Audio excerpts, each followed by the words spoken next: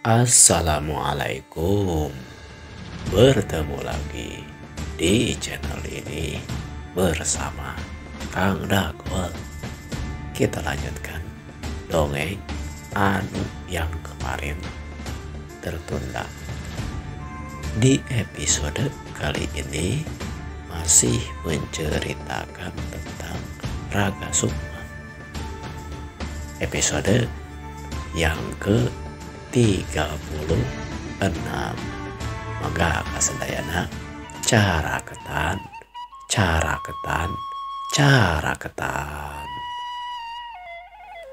Di episode sebelumnya, Raga Sukma menitis ke tubuhnya Ki Jaladri. Dan sekarang Ki Jaladri dalam masa masih belasan tahun. Kemudian terakhir Ki Jaladri sedang ngobrol dengan Ki Bajo. Bagaimana kelanjutan ceritanya? Maka ayo kita lanjutkan saja ceritanya. Hehehe. Ngomong-ngomong, Den Jaladri, nih besok teh kita mau mendarat. Sepertinya akan di sekitar Sunda Kalapa. Jangan Den mau ikut ke darat? Sepertinya tidak dulu.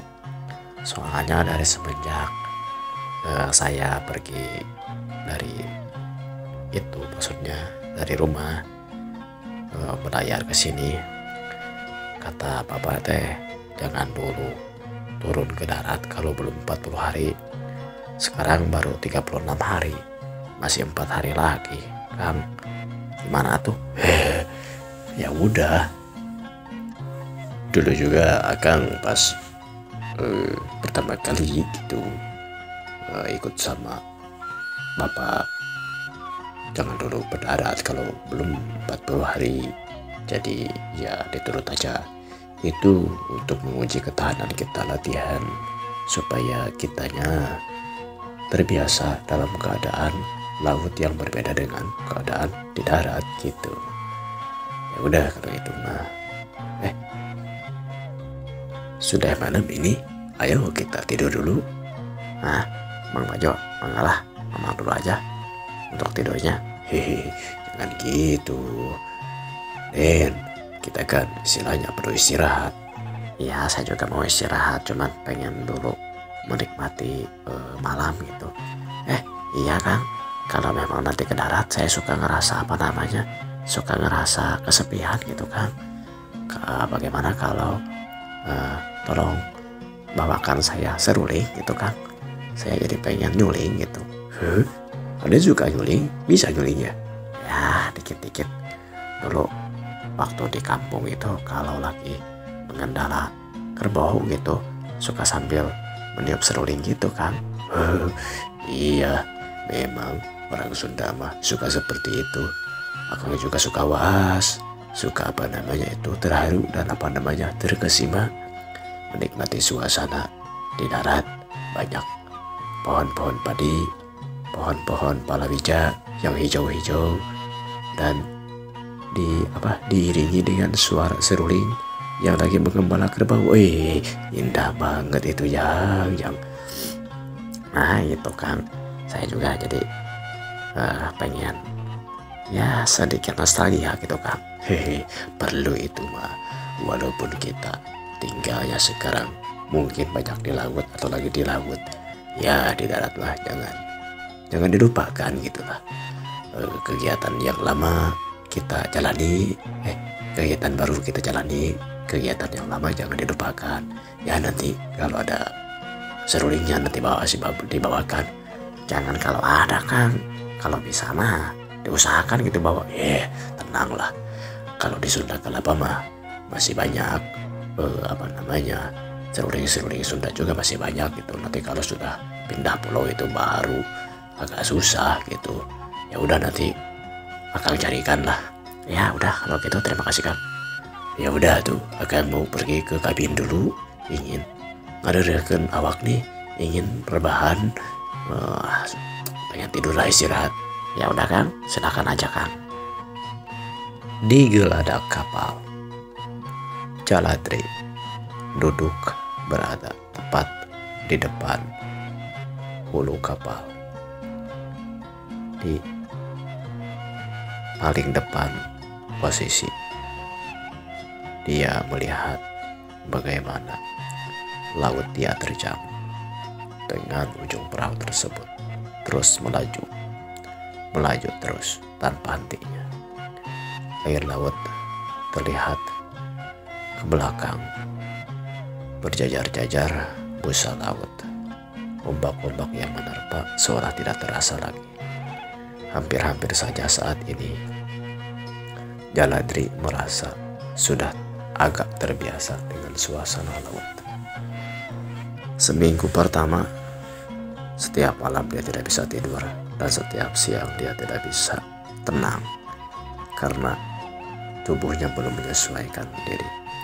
Namun sudah lebih dari 2 minggu dia sekarang sudah merasa terbiasa dengan suasana getaran kapal dan juga deburan ombak.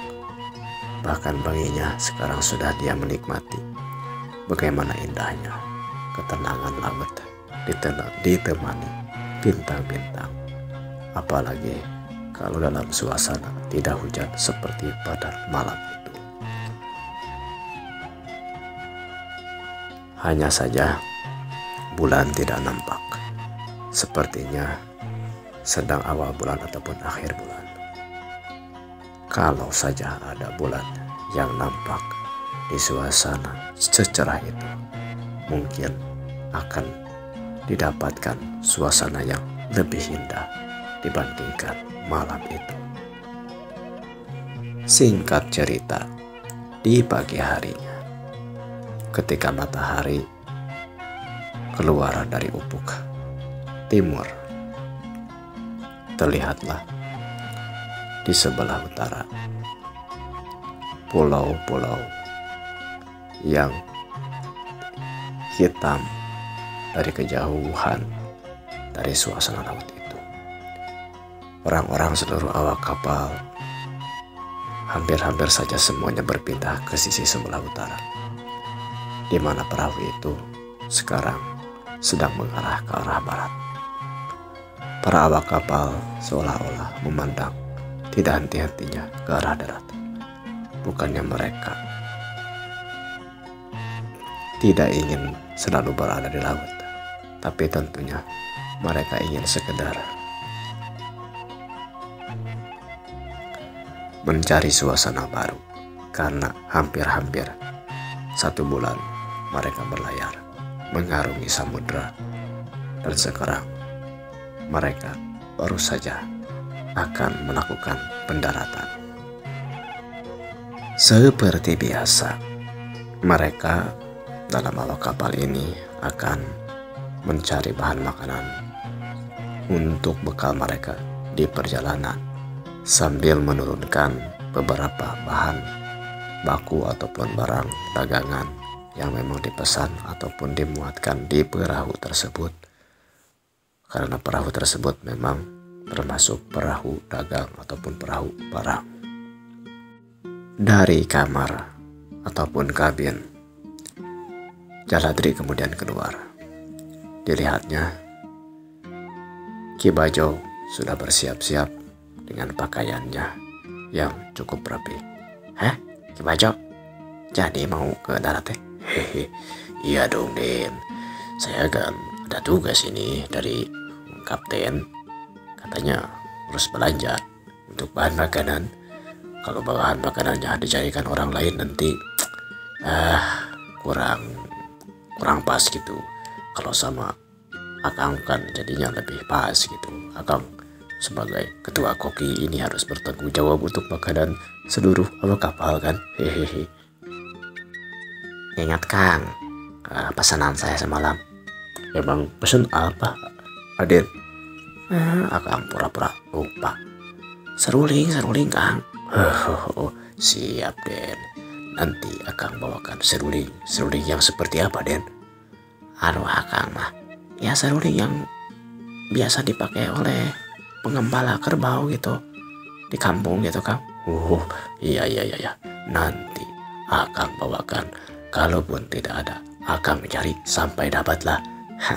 Terima kasih ya Kang. Sama-sama Den. Tidak lama kemudian diturunkanlah 3 ataupun 4 perahu sampan yang agak kecil yang muat sekitar 10 ataupun 15 orang. Karena perahu itu atau kapal yang mereka kendarai sangat besar sehingga ketika akan nyampe ke pelabuhan tidak akan cukup ataupun terlalu tidak akan muat. Mereka menggunakan sampan kecil untuk memang benar-benar sampai ke daratan. Namun beberapa dari sampan-sampan dari darat pun sekitar 5 atau 6 ada yang merapat. Namun tidak semuanya dinaiki oleh para awak kapal yang memang lagi berdarat. Hampir lebih dari setengah awak kapal semuanya turun dari kapal besar tersebut. Mereka rata-rata ingin menginjakkan kaki di daratan sambil melihat suasana yang baru karena seolah-olah hampir 1 bulan ini mereka berada di kapal saja. Biasanya tidak akan semalam ataupun 2 malam, kadang-kadang 3 sampai 1 minggu mereka berlabuh di pelabuhan. Dan para awak kapal bergiliran untuk keluar ke darat. Karena tentunya harus ada yang tetap berada di kapal dan juga beberapa orang mungkin ada yang ingin memang pergi keluar kapal. 5 ataupun 6 ataupun lebih sampan menjauh dari kapal induk tersebut. Dari kejauhan Jaladri memandang sosok Ki Bajo yang makin lama makin menjauh dan tentu saja sampannya makin ke sana makin dekat dengan daratan. Terbayanglah suasana daratan yang begitu indah. Dia masih belum bisa melupakan bagaimana dulu hari-harinya terus berada di pesawahan, pegunungan, sungai-sungai, dan kini sekarang dia berada di lautan. Namun ada perasaan yang nyaman dalam hatinya karena dia tidak merasa bosan ketika di kapal, ketika dalam perlayaran di laut tersebut. Bukannya merasa terpenjara, tapi justru dalam hatinya merasa dia menemukan dunia yang baru, dunia pantai, dunia laut, dunia sagara.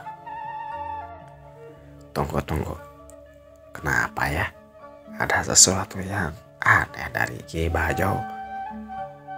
Kenapa dia sampai lupa dengan pesanan saya? Nanyain lagi tadi ya. Kemudian tangannya itu kan ada seperti ada yang beda gitu. Kalau langkah-langkah sama gerak-geriknya tetap sama sih, tapi sepertinya ada sesuatu ya. Mungkin perasaan saja. Ya udah, aku lapar nih. Moga-moga aja Ki Bajo masih atau sudah masak nih di dapur. Saya pergi ke dapur aja dah. Setelah berpikir seperti itu, kemudian Jaladri selanjutnya pergi ke arah dapur. Kemudian dilihat, diciumnya aroma makanan yang sangat khas. Sepertinya ada seseorang yang sedang masak. Dari kejauhan terlihat juga beberapa orang sedang di dapur seperti sedang menyediakan makanan. Karena memang tidak semua awak kapal pergi mendarat ataupun turun dari kapal tersebut. Namun tidak sampai beberapa saat kemudian Jaladri merasa heran kenapa ada Ki Bajo di dapur tersebut. Namun pada saat ini pakaiannya sudah berbeda. Apakah itu Ki Bajo? Lalu siapa yang tadi pergi ke sampan? Kemudian Saya lihat kan tadi Ki Bajo emang pergi benar-benar pergi ke darat. Saya jadi heran nih. Ki Bajo, Ki Bajo. Dengan refleks, Jaladri memanggil Ki Bajo. Kemudian Ki Bajo melirik dan selanjutnya agak tersenyum. Kemudian beberapa saat kemudian dia ngawadahan ataupun menyiapkan 2 porsi makanan. Kemudian dibawanya ke dekat Jaladri. Den, kita makan dulu, Den. Ini saya sudah buatkan nasi goreng. Nasi goreng. Ini itu katanya apa namanya? Warisan. Ada resep yang khas nih dari negeri Tiongkok. Nasi goreng lauk ini ikan tuna ini pasti bakal mantap nih. Kenapa, Den? Bengong-bengong gitu. Ayo makan, Den. Biasanya suka segut, apalagi sakit, Den. Tunggu. Kan kata Akang semalam Akang mau pergi ke darat. Iya, tapi kata kapten nanti aja katanya besok juga masih ada.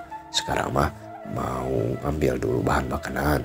Jadi nanti dicek dulu kekurangannya, nanti Akang yang beli besok nanti. Oh gitu ya, Kang.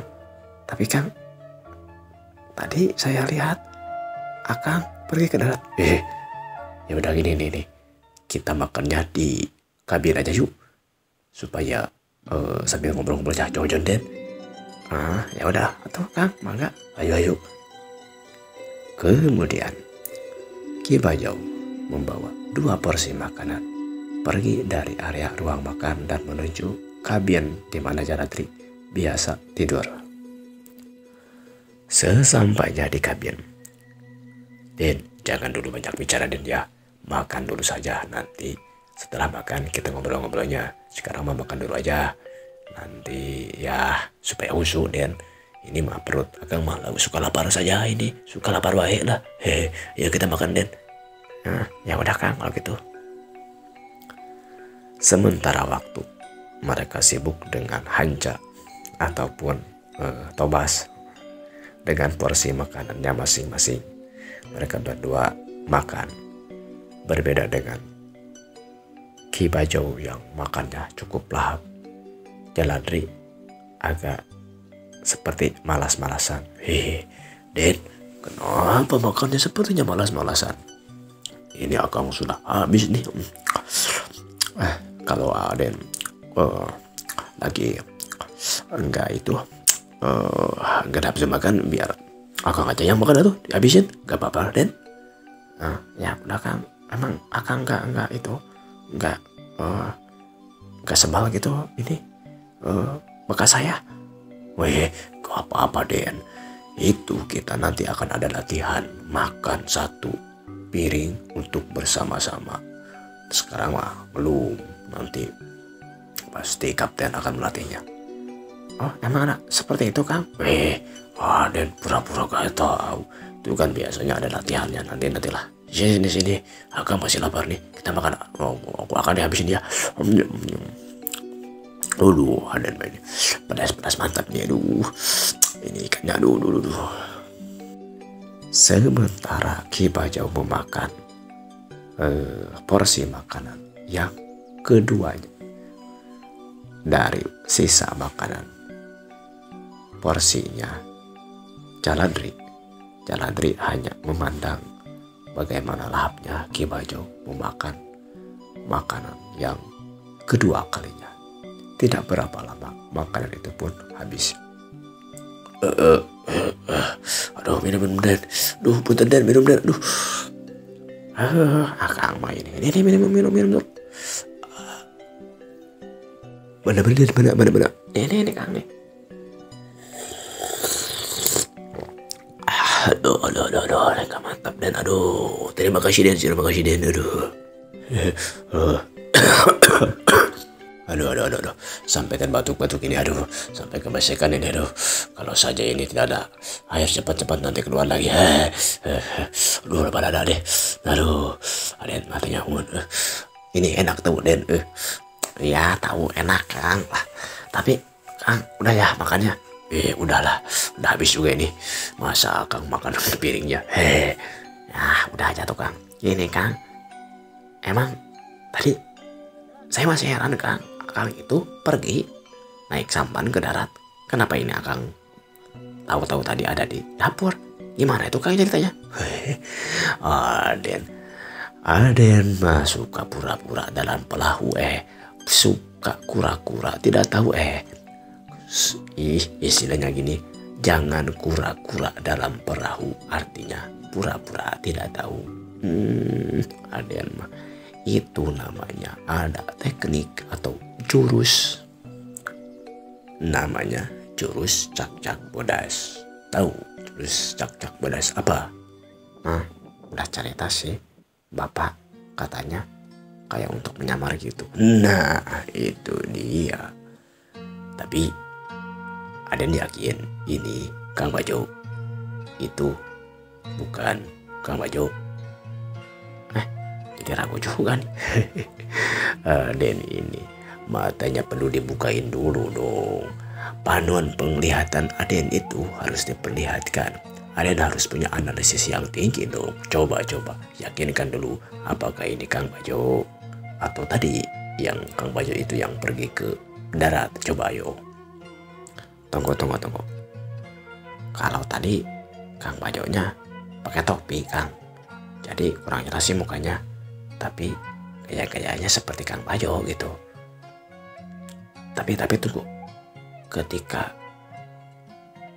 lihat tubuhnya emang gak beda Kang, terutama pergelangan tangan Kang, itu mah agak-agak kurus dan berotot. Tapi ketika menjabat tangan dengan saya kayak Akang juga sih. Coba Kang, jabat tangan dulu Kang. Oh silakan. Tuh kan kayak gini, tapi kasar-kasarnya sama sih, kasar-kasarnya. Cuman emangnya siapa tadi Kang? Aden, udah jangan dibahas itu mah. Aden juga sudah tahu siapa. Tidak ada yang sempurna ketika orang menyamar, tapi yang paling sempurna dalam bentuk penyamaran ataupun jurus cak-cak bodas ini siapa lagi? Gak perlu diceritakan lah. Teknik-tekniknya itu, cara penyamaran, Akang mah murid nomor 1 lah. Walaupun gurunya lebih hebat, nanti Akang sampaikan lah. Tapi belum ada instruksi ini dari Ki Guru. Jadi nanti ada waktunya lah. Dan cuman Akang, Aden sekarang sudah tahu siapa yang tadi keluarkan, yang pergi ke darat. Apakah itu Bapak? Jangan ngomong, udah aja, tebak-tebakan aja. Dan boleh jadi Ki Bajo yang ini juga bukan Ki Bajo. Akang mah saya yakin ini mah Akang lah ya. Memang kita juga harus punya mata langken. Dan tadi analisis kita ketika mengenali sesuatu, mengenali seseorang harus pas. Aden kan sering dilatih oleh Ki Guru untuk hal yang seperti ini. Masa Aden sampai kesamaran tinggal, sampai nggak paham, nggak tahu siapa sebenarnya yang di hadapan Aden ini. Kita tidak boleh percaya Aden sama seseorang. Mungkin saja ada orang yang yang menyamar sebagai orang lain, orang terdekat dengan kita. Nah, oleh karena itu kita harus menghafal siapa-siapa saja orang-orang di sekitar kita. Nah, ini ada tugas nih, kata Ki Guru untuk Aden. Tugas apa Kang? Aden harus neleken tenaunya, memperhatikan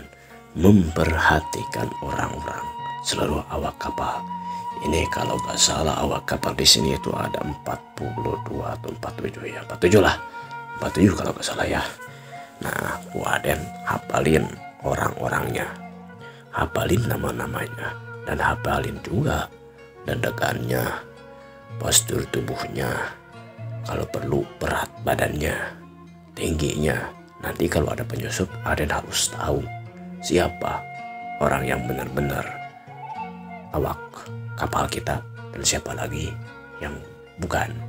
Kemudian sebenarnya kapal ini yang dipimpin oleh Ki Guru itu bukan satu, Den. Ada 2 atau 3 lah. Cuman sekarang satu kita berlayar, soalnya kita berlayar jarak dekat nih. Sebentar lagi ini kita akan pergi ke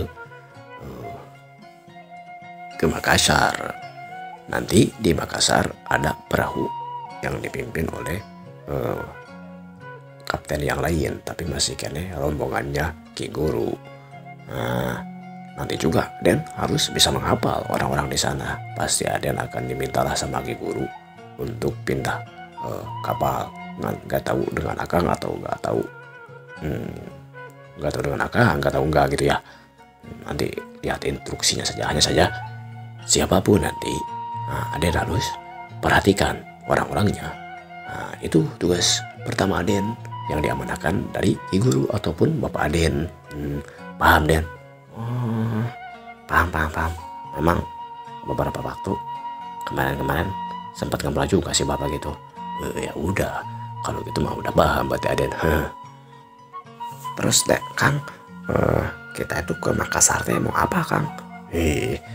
Nah di sini kita itu ada tugas Den. Tugas kita itu mengantarkan barang-barang dagangan dari negara Pandu Negara kepada ke Makassar. Ya biasa hubungan dagang luar negeri lah. Kita kan tugasnya seperti itu. Nah kapal kita ini bukan kapal dagang sebenarnya, karena bentuknya adalah bentuk sebenarnya ini kapal pelindung. Hanya saja karena sambil membawa anak buah kapal gitu ya, ini sambil bawa barang juga. Nanti yang lebih pentingnya mah akan dipindahkan ke kapal yang lebih besar lagi. Oh jadi ini teh kapal yang segede ini teh masih kecil Kang? Iya dong lihat. Oh ada yang lebih besar. Nah ini mah nanti ada 2 lagi yang lebih besar. Nah biasanya kalau kapal pelindung itu satu aja untuk mengawal 2 kapal besar misalnya. Nah, sebenarnya kalau di satuan-satuan ataupun kelompok grup-grupan yang lain gitu Dan, satu kapal dagang itu bisa sampai 2 kapal pelindung ataupun 3 lebih bisa. Hanya saja karena Ki Guru mah sangat ahli itu dalam memimpin rombongan. Dia mah 1 kapal pelindung bisa melindungi 4 kapal dagang juga bisa Den. Ada-ada aja. Karena susah itu kalau ada mau serangan. Karena katanya banyak juga ya yang itu yang ada rampoknya juga di ini. Iya namanya itu. Kadang-kadang sih itu mah. Tapi semuanya takut Den sama Ki Guru mah. Benderanya juga, lihat benderanya. Wah pasti mereka yang lenden. Tapi kalau memang banyak suka kerepotan, berarti nanti akan ada kapal lain yang ikut melindungi. Kalau memang istilahnya rombongan kapalnya, kapal dagangnya memang lebih dari 2. Kalau walaupun istilahnya teruji lah gitu, tetap saja kalau Ki Guru nggak mau ambil resiko kalau berlayar itu, paling hanya 2 kapal dagang saja. Kalaupun mau sampai 4 ya semuanya harus ada kapal pelindung yang lain gitu. Jadi tidak mengandalkan 1 kapal pelindung saja kalau memang lebih dari 2 kapal dagangnya gitu. Memang seperti itu ya Kang? Iya seperti itu. Kalau sekarang mah, kalau dulu mah beda lagi. Mungkin kedepannya beda lagi. Soalnya sekarang ini lagi kagok dan suasananya. Kagok kenapa Kang? Disebut aman sekarang itu aman. Disebut enggak ya enggak. Karena ini di daerah kita ini, antar pulau ini lagi, kalau bahasa Sunda itu angkat-angkat jahe Den. Emangnya kenapa Den? Kang ini jadi ya di negara-negara kita itu kan sedang agak ada kesalahan, perbedaan pendapat. Ada satu negara ini yang mau mempersatukan negara-negara sekitarnya ini, dan banyak yang negara yang gak mau kan, seolah udah dikuasai oleh penguasa yang lain gitu. Oh, Ki Gajah Ireng teh kan? Wah, ya seperti itulah. Jadi waktunya apa yang terjadi ada ini, katanya ada siapa namanya Ki Gajah Ireng gitu. Kalau nggak salah di episode sebelumnya gitu ya, waktu, tapi dimensinya ini beda lagi ya. Nah, Ki Gajah Ireng ini mau menyatukan Nusantara gitu. Apa yang terjadi ini ceritanya nih, karena timeline dimensi waktunya pabelit nih. Kita ikuti saja kalau memang pengen jelasnya ceritanya.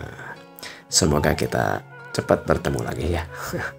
Yang belum subscribe, yang belum like, komen di atas ada gua. Yang sudah, terima kasih. Yang sudah subscribe, terima kasih. Kita bertemu lagi di episode selanjutnya. Wilujeng patepang deui, permio.